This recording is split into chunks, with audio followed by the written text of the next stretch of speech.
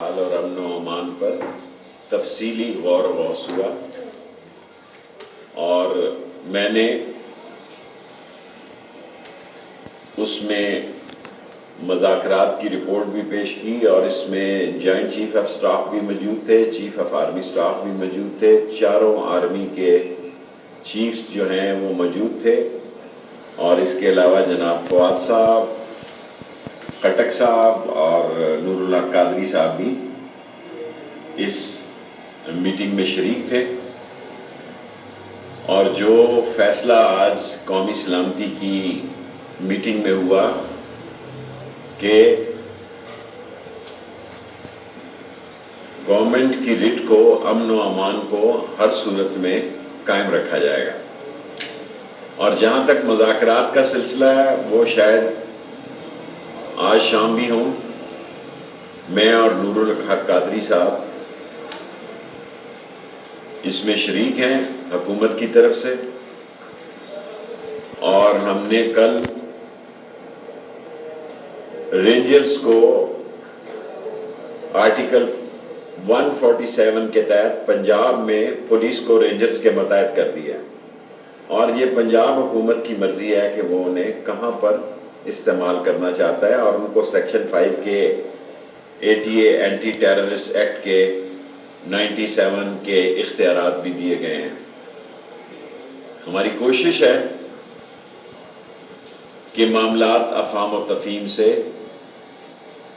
طے ہو پائیں اور وہ لوگ جو 12 ربیع الاول کے دن سے، تاریخ مجھے اس دن یاد نہیں، جب انہوں نے جشن عید میلاد النبی کے جلوس کو بعد میں دھرنے میں تبدیل کیا، یہ ساری جی ٹی روڈ، اس کے لوگ اور اس کے کاروبار کے لوگ، سکول، کالج، ایمبولینس سے سب متاثر ہیں۔ 2 پولیس والے اب اور 2 لاہور میں، 4 پولیس والے شہید ہو گئے اور 80 سے زیادہ پولیس والوں کو گولیاں لگی ہیں، زخمی ہیں، جس میں 6 سے 8 کی حالت کریٹیکل ہے۔ یہ ایک ایسا مرحلہ ہے جو سارے قوم کو ذہن نشین ہونا چاہیے کہ جب ملک کی امن و امان کی فورس پر گولی چلائی جاتی ہے اور ایک ایسی فورس پہ گولی چلائی جاتی ہے جس کے پاس لاٹھیاں اور ٹیئر گیس کے علاوہ کچھ نہیں ہے، تو ایسے عالم میں پھر یہ فیصلہ کیا گیا، کل وزارت داخلہ نے رینجرز کو، پولیس کو رینجرز کے متحد کیا ہے اور ممکن ہے شام کو میرے، اور ممکن کا لفظ میں استعمال کر رہا ہوں، اور نور اللہ قادری صاحب کے ان سے دوبارہ مذاکرات ہوں۔ ہم نے جو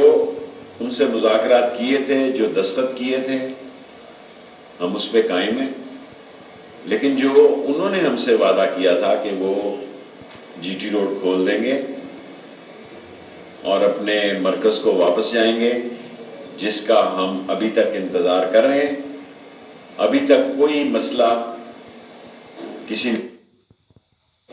اگر شام کو، میں کہہ رہا ہوں، اگر شام کو ہمارے پھر ان لوگوں سے مذاکرات ہوتے ہیں،